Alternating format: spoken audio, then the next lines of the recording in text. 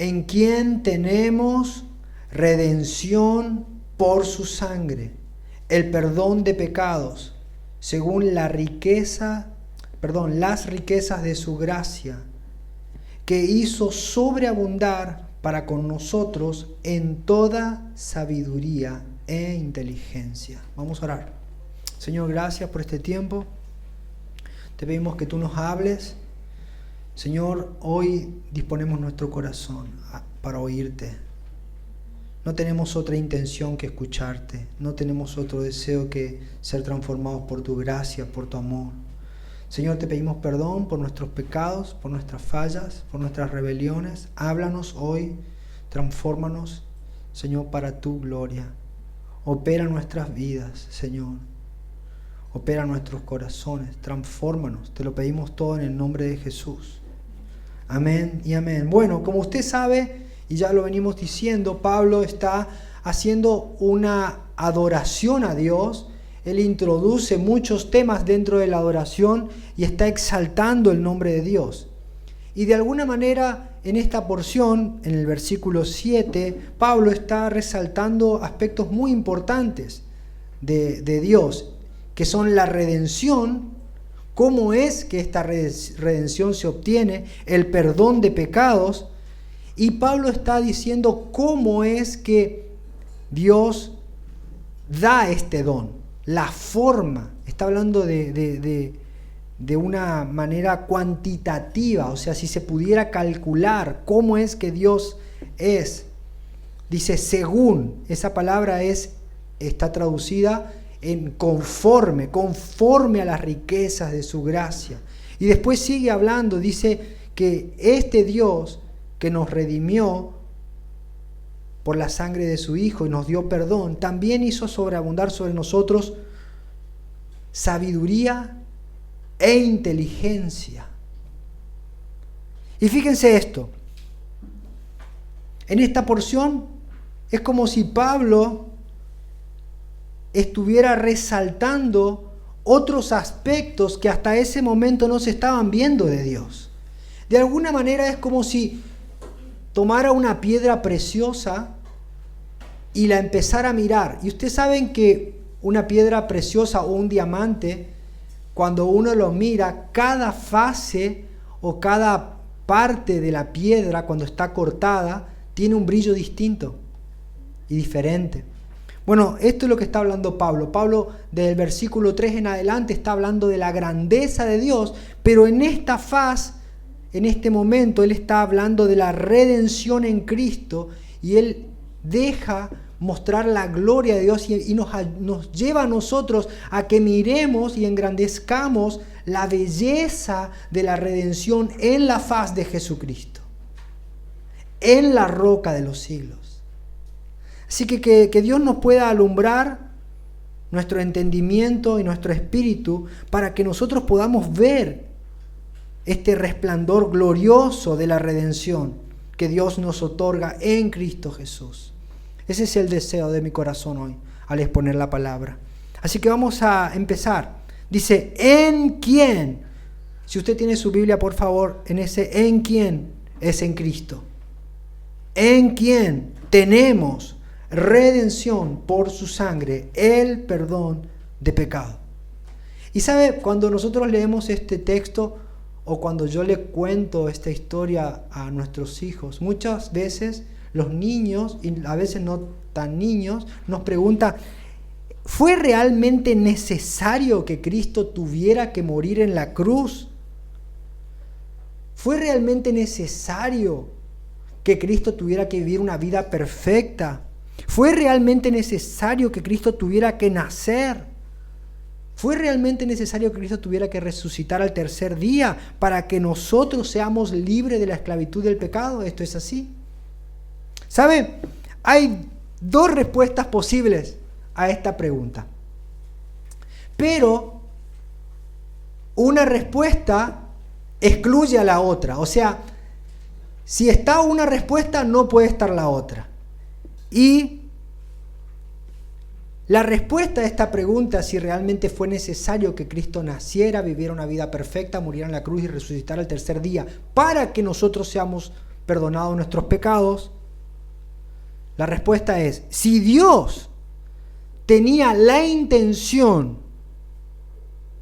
de solo ser justo, no hubiera habido necesidad de que Cristo viniera a la tierra, viviera una vida santa, muriera en la cruz y resucitara al tercer día. Pero si Dios hubiera tenido la intención de salvar a los hombres, sí era necesario que Cristo tuviera que venir a morir por nosotros. El doctor Wayne Grudem, en su teología sistemática, dice: cuando vemos que Dios no perdonó a los ángeles cuando pecaron, sino que los arrojó al abismo, metiéndolos en tenebrosas cavernas y reservándolos para el juicio, esto lo vemos en 2 de Pedro capítulo 2 versículo 4, nos percatamos de que Dios también pudo haber escogido con perfecta justicia a habernos dejado en nuestros pecados en espera del castigo. Él podía haberlo hecho. Él podía haber escogido no salvar a nadie, tal como lo hizo con los ángeles que pecaron. Así que, en este sentido, si Dios hubiera escogido no salvar a nadie, entonces no hubiera sido necesario la expiación o la redención en Cristo. Pero puesto que Dios en su amor decidió salvar a los hombres, a los seres humanos, varios pasajes nos indican que no había otra manera, no había otra alternativa y no había otra opción. Era necesario que Cristo sufriera. Mire lo que dice Mateo capítulo 26, versículo 39. Dice, está orando Cristo en el Getsemaní y Él dice: Padre mío, si es posible, pasa de mí esta copa, pero que no sea como yo quiero, sino lo que tú quieres. Podemos entender claramente que si había alguna otra posibilidad en que los hombres hubieran sido salvos sin la intervención del dolor de la cruz, Cristo hubiera sido escuchado en esta oración.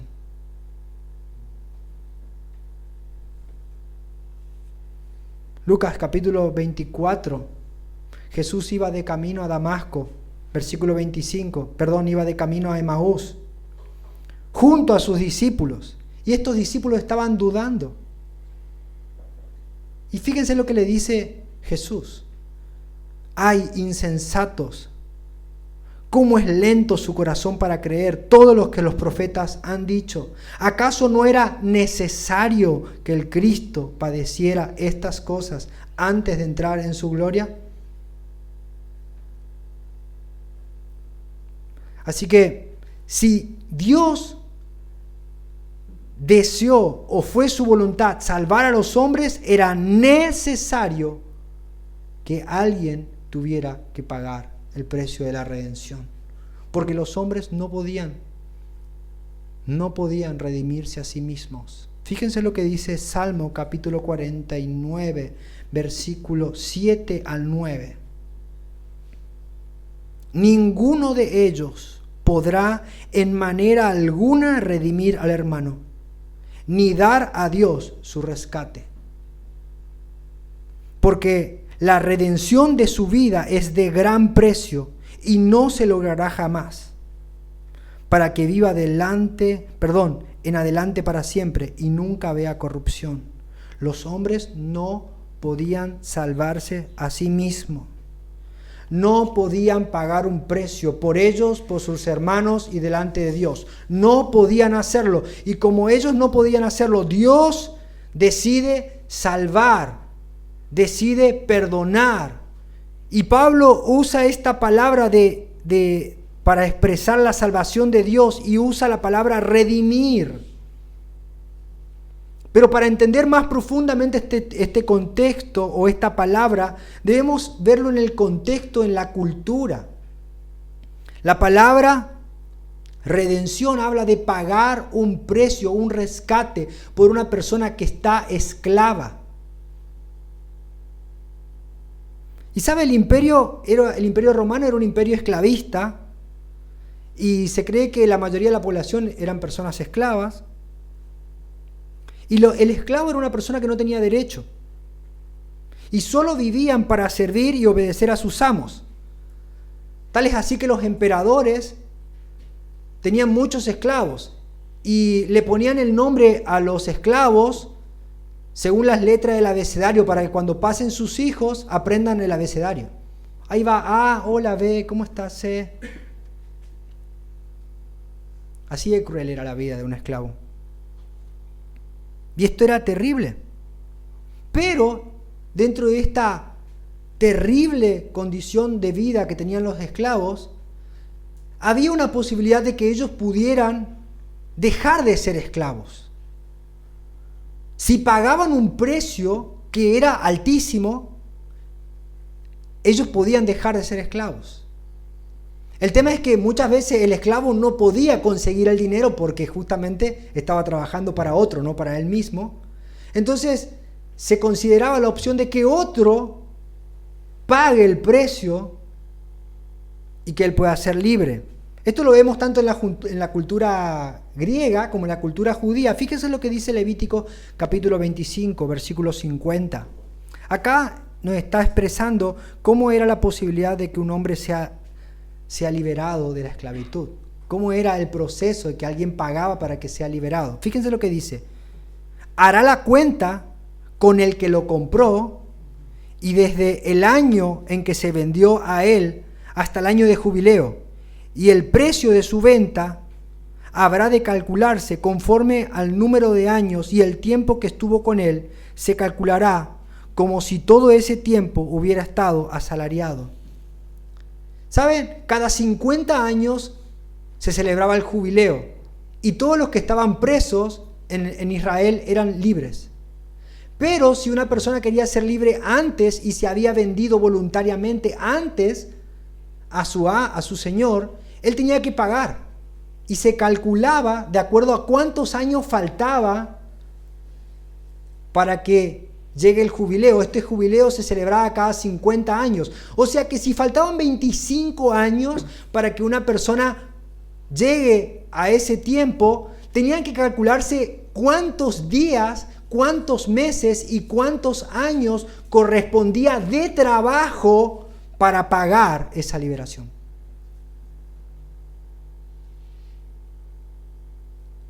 Y si un hombre pagaba por esa persona, ¿usted se imagina el amor y el agradecimiento que tendría ese esclavo por esa persona que pagó por él para que él sea libre? Esto era la redención. Ahora mire, hermano, miremos nuestra condición. La Biblia dice que nosotros fuimos vendidos voluntariamente al pecado. Y esa deuda era eterna, por lo que no podíamos pagar tal precio, pero Cristo pagó por nosotros con su sangre en la cruz para hacernos libres. Ahora leamos de nuevo nuestro texto. ¿En quién? En Cristo tenemos redención por su sangre, el perdón de pecado. Hemos sido redimidos, liberados, hemos sido justificados y nuestros pecados fueron perdonados. Y hermanos, esto es mucho más que solamente el perdón. Es mucho más amplio que solamente recibir perdón. Porque mire esto, hermano, si Dios solamente nos hubiera perdonado de nuestros pecados, nuestra condición moral hubiera vuelto a ser la misma condición que Adán y Eva en el huerto. Si Dios solamente nos hubiera perdonado, estaríamos sin manchas y sin pecado, pero tendríamos que vivir nuestra vida justa delante de Dios sin pecar para poder lograr nuestra redención. Pero ¿sabe qué?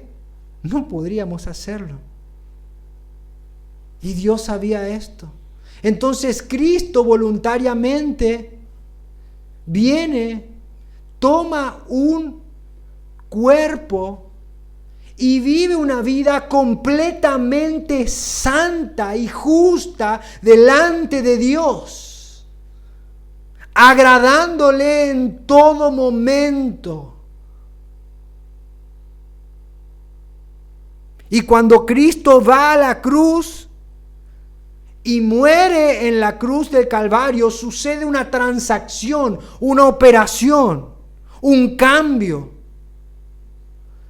Que la justicia de Cristo, esta justicia de ser un hombre perfecto, que agradó a Dios y con el cual Dios dice se complace de él, la justicia de Cristo nos es imputada, transferida a nosotros.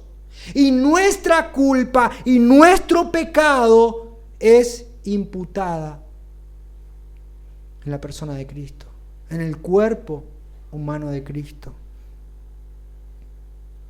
Fíjense lo que dice el apóstol Pedro, primera de Pedro 1,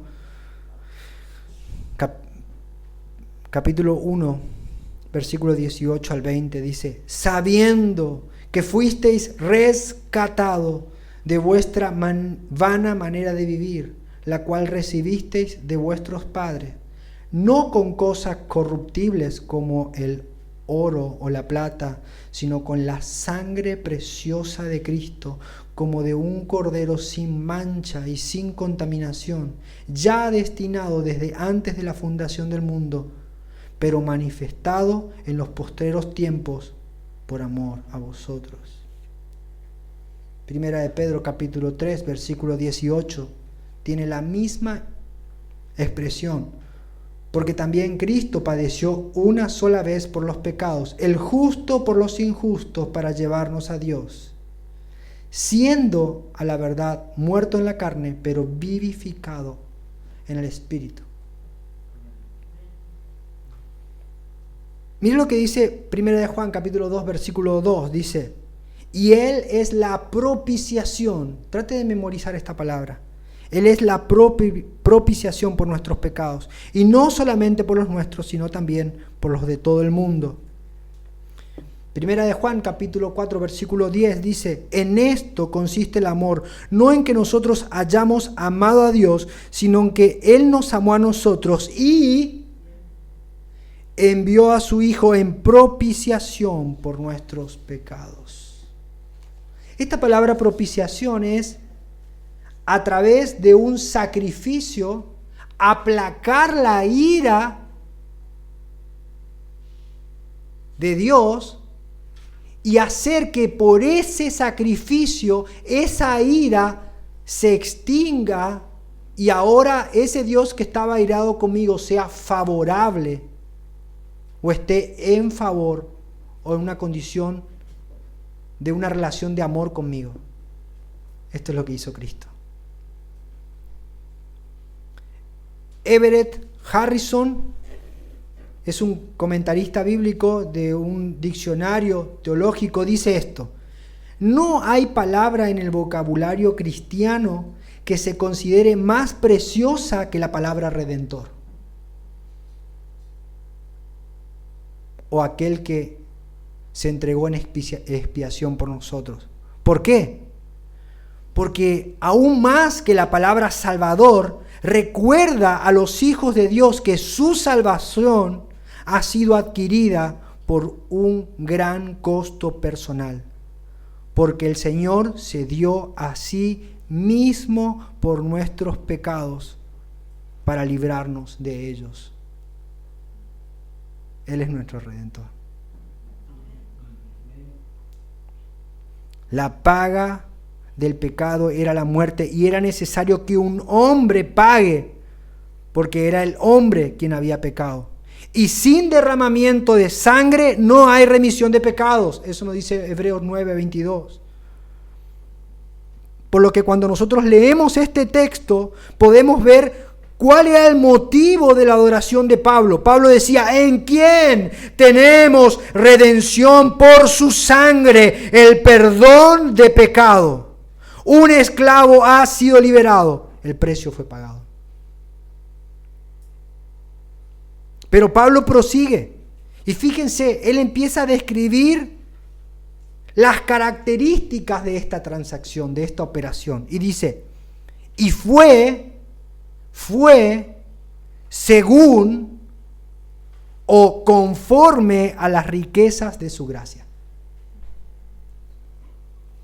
Mire esto, Dios no nos dio de su riqueza. Dios nos dio conforme o según sus riquezas. Es distinto, completamente. Porque mire esto, si Dios nos hubiera dado de sus riquezas, esto podría haber significado que Él nos dio algo que nosotros nunca pudiéramos calcular. Sería algo incalculable para nosotros. O mejor dicho, algo de lo cual nosotros podríamos sacar pocas conclusiones. Y que no nos dejaría ver a la persona detrás del regalo, solamente veríamos el regalo. Y esto se puede entender mejor si usamos una ilustración. Mire esto, si un hombre rico decide dar una ayuda o hacer una obra benéfica, y esta persona decide dar de su riqueza una determinada cantidad de dinero, y esto, aunque puede ser mucho y ser de gran ayuda para la institución, nunca compromete al hombre rico ni deja ver cuán generoso es el hombre. Pero si el hombre decide dar, y cuando da, él dice cuánto representa lo que dio de su riqueza y de lo que acaba de dar, cualquier persona con un cálculo sencillo puede decir, sí, fue generoso. O puede decir, podía haber dado más. ¿Lo ve? Hagamos números. Si este hombre tiene una riqueza de 100.000 millones de dólares y da 10.000 pesos, ¿fue generoso? ¿Lo ve? Lo cierto es que siempre vamos a dar en conformidad a algo. Y siempre damos en conformidad a lo que somos. Como nosotros somos, así es que vamos a dar. Queramos o no reconocerlo, queramos o no ocultarlo, siempre daremos de lo que hay en nuestros corazones. De hecho, lo que damos es una expresión de lo que somos. Si somos personas que tienen amor en sus corazones, daremos amor.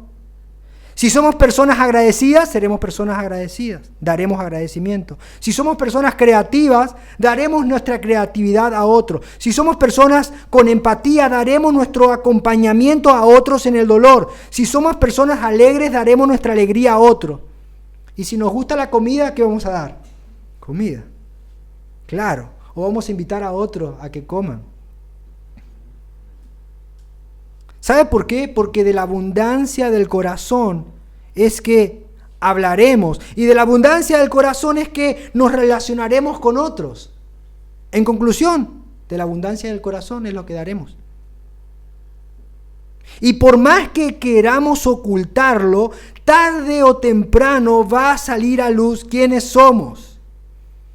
Y sabe, tristemente somos personas pecadoras que luchamos todos los días de nuestra vida contra la maldad de nuestro corazón. Y por otro lado, no podemos dar lo que no tenemos. Del buen árbol se recogen buenos frutos y del mal árbol se recogen malos frutos. En definitiva, nuestro dar dará cuenta de quiénes somos y qué hay en nuestros corazones. Y este principio es aplicable tanto para nosotros como para Dios. Y lo vemos en nuestro texto. Pablo nos dice que Dios nos dio su redención y perdón de pecado conforme a su gracia. Dios en su gracia quiso dar a conocer cuán grande es su amor. ¿Sabe? Dios no dio una medida anónima de su riqueza. Él dio conforme a sus riquezas. ¿Lo ve? Ahora, en este texto, si yo pongo mi oído sobre la Biblia, es como que escuchar a Dios decir: hey, siéntate aquí, pequeñín. Mira cuánto te he dado. Y haz un cálculo, si puedes, de mi amor por ti. ¿Puedes calcular cuánto te amo? ¿Puedes entender cuán grande es la riqueza de mi amor por ti? Pequeñín, si no puedes calcularlo, también planeé una eternidad para que estés al lado mío y pases toda la eternidad tratando de calcular mi amor por ti. Esta es la medida de mi amor y la riqueza con la que te he amado. Yo te amé a mi medida. Yo soy el que soy. Yo soy inconmensurable. Pero por otro lado, este texto también me deja ver que nosotros daremos a Dios y a nuestros hermanos conforme a lo que haya en nuestro corazón. Y es por eso que necesitamos día a día ser llenos del Espíritu Santo. Si no somos llenos del Espíritu Santo, pronto saldrá de nuestro corazón algo que demostrará quiénes somos verdaderamente. Cuán egoístas somos, cuán miserables somos. Y ¿sabe? Podemos hacer un cálculo. Así como nosotros podemos calcular a Dios, nosotros podemos hacer un cálculo y calcular a nosotros mismos. ¿Cuánto tiempo estamos dedicando a la adoración a Dios? ¿Cuánto tiempo le estamos dedicando a la oración a Dios? ¿Cuán agradecidos somos a Dios? ¿Cuánto le dedicamos a Dios el tiempo del estudio de su palabra? ¿Cuánto tiempo pasamos sirviendo a Dios en nuestra familia? ¿Y cuánto tiempo pasamos sirviendo a Dios en la iglesia o en nuestros trabajos? ¿O cuánto tiempo llevamos tratando de predicar el evangelio? ¿O cuánto dinero damos?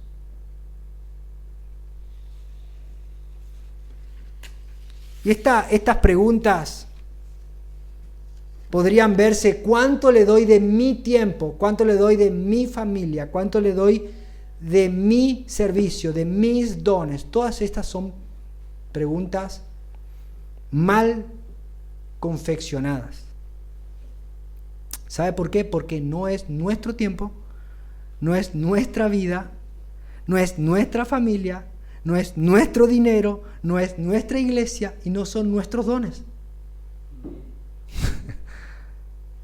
La Biblia dice, Romanos 11:36, dice: porque de Él, por Él y para Él son todas las cosas. A Él sea la gloria por los siglos. Amén. Así que ahora debemos preguntarnos: este Dios que nos dio a su Hijo conforme a sus riquezas, a este Dios, ¿cuánto le estamos dando nosotros?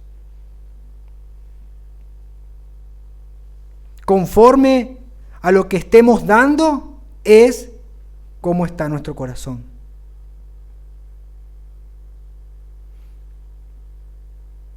Así que nosotros debemos levantar nuestros ojos y mirar cuánto nos dio Él, y que resplandezca esa gloria en nuestras vidas, porque de tal manera amó Dios al mundo que dio a su Hijo unigénito para que todo aquel que en Él cree no se pierda, mas tenga vida eterna. Pablo prosigue y dice que Dios sigue desbordando, sigue derramando generosidad. Es como un manantial que no puede ser tapado, no puede ser frenado. De Dios sigue brotando superabundantemente su gracia. Versículo 8 dice, que hizo sobreabundar para con nosotros en toda sabiduría e inteligencia. Pablo está diciendo que en Jesús, Jesús nos trajo sabiduría o sofía, que es el conocimiento intelectual que satisface nuestra mente y nuestro espíritu, pero también nos trajo fronesis, que es inteligencia. Es el conocimiento práctico que nos permite resolver los problemas de nuestra vida diaria. Esto lo podemos ver así. En Cristo tenemos sabiduría para relacionarnos con Dios y para relacionarnos con nuestro prójimo. ¿Lo ve?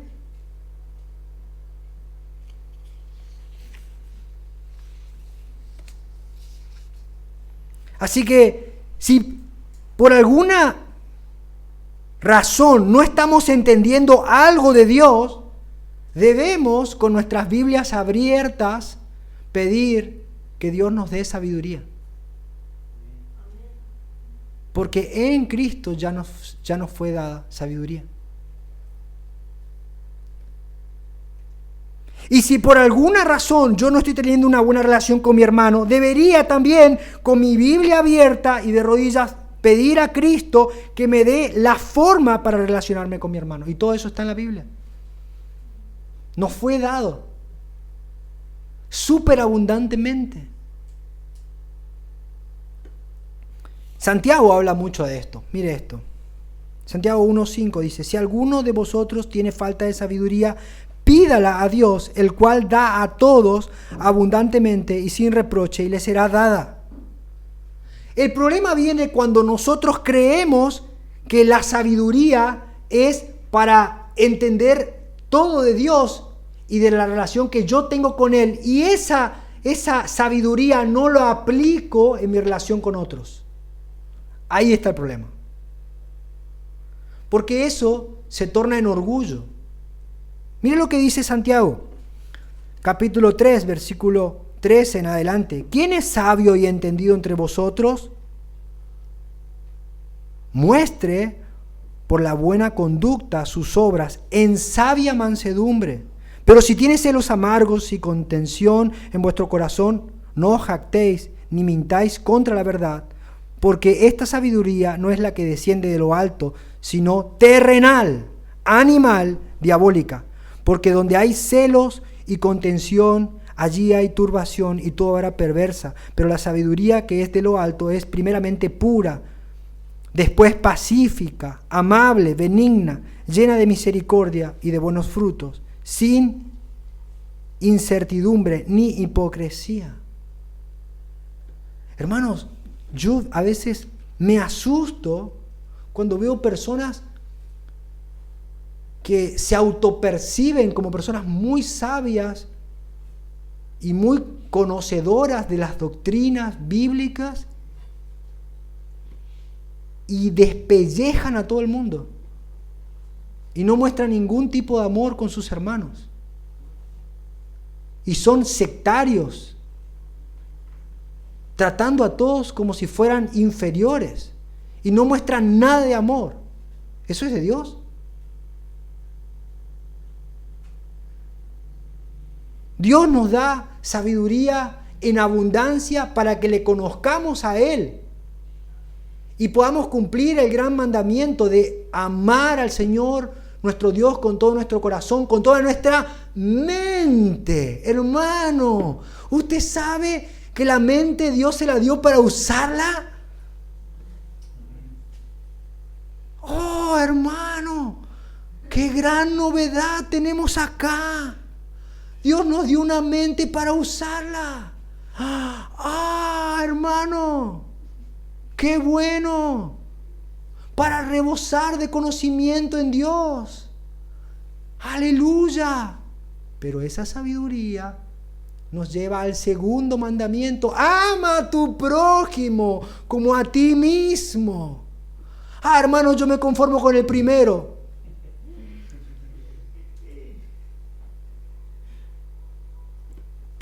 ¿Viste dónde dicen?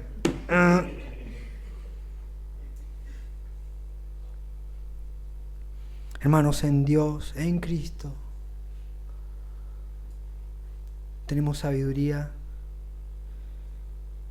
y Él nos muestra cómo debemos relacionarnos, cómo debemos tratarnos, cómo debemos relacionarnos con Él, con nuestro prójimo. Sabiduría.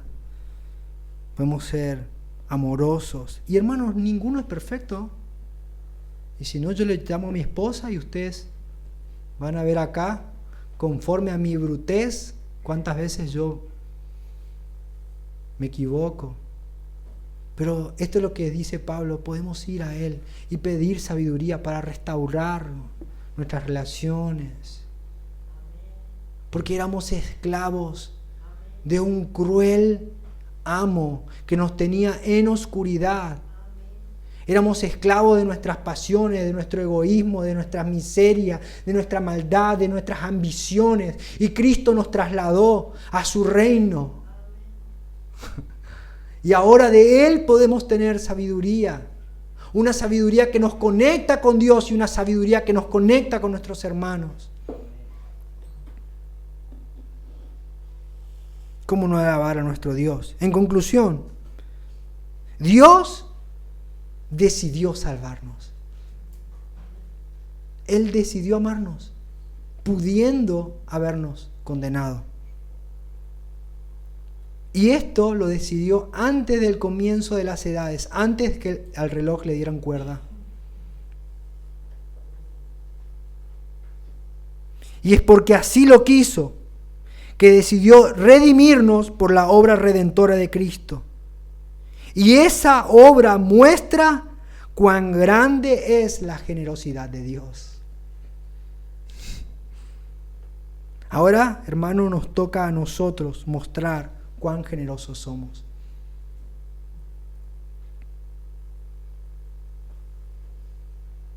Y a diferencia de nosotros, ¿saben? Nosotros nunca vamos a poder calcular la generosidad del amor de Dios, pero Dios sí puede calcular cuán generosos somos nosotros.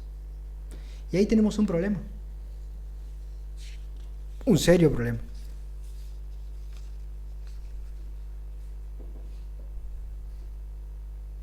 Que Dios nos dé sabiduría para que podamos comprenderle más, amarle más y que podamos entendernos más entre nosotros.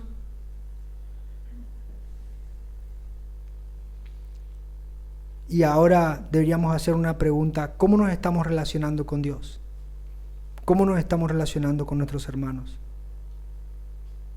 Que nos rindamos hoy ante este Dios maravilloso para poder ser más como Él. Que la sabiduría que nos fue dada nos lleve a ser agradecidos con Dios y a poder relacionarnos de una manera más sabia entre nosotros y a ser generosos.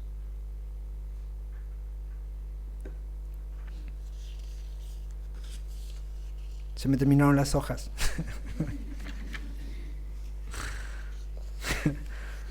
Eso significa que terminó el mensaje. Qué bueno es Dios, ¿no? Qué maravilloso es nuestro Redentor. Vamos a orar. Señor, te doy gracias por este tiempo. Te doy gracias por tu bondad, por tu amor, por tu compasión. Gracias por lo que hiciste en la cruz de Calvario por nosotros. Fue necesario, Señor,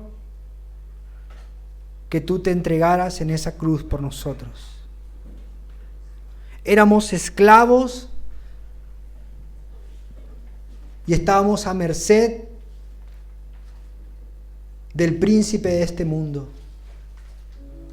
Pero tú te entregaste a la muerte para vencer por medio de la muerte al que tenía el imperio de la muerte. Cuando la muerte te tocó, Señor, ella murió. Cuando la muerte te tocó, Señor, tú la venciste. Señor, tú cumpliste aquella promesa de que tú serías la muerte de la muerte. Oh Señor, qué grandioso eres. Señor, no podemos calcular tu amor, el precio pagado en esa cruz por nosotros, indignos pecadores. Pero sí, Señor, podemos calcular qué estamos haciendo con esa redención que nos fue dada. Señor, y hoy podemos darnos cuenta que no somos los generosos que deberíamos ser, no somos los bondadosos que podríamos ser,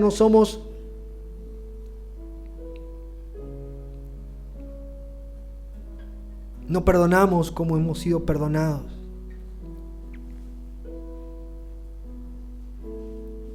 Por eso nos arrepentimos, Señor.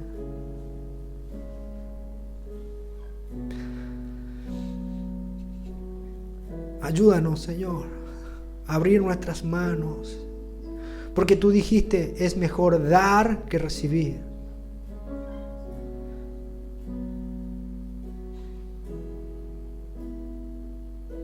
Porque tú nos amaste de tal manera que diste al que sostiene las estrellas en su lugar, al que creó todas las cosas, y que tomando un cuerpo se humilló hasta la muerte y muerte de cruz.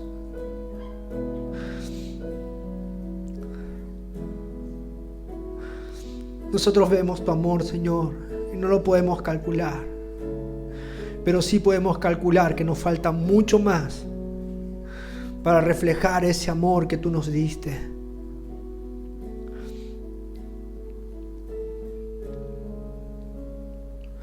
Señor, danos sabiduría para entender esto, pero que no sea una sabiduría que nos llene de complacencia en lo intelectual solamente, sino que sea una sabiduría que nos lleve a poder aplicarla con nuestros hermanos.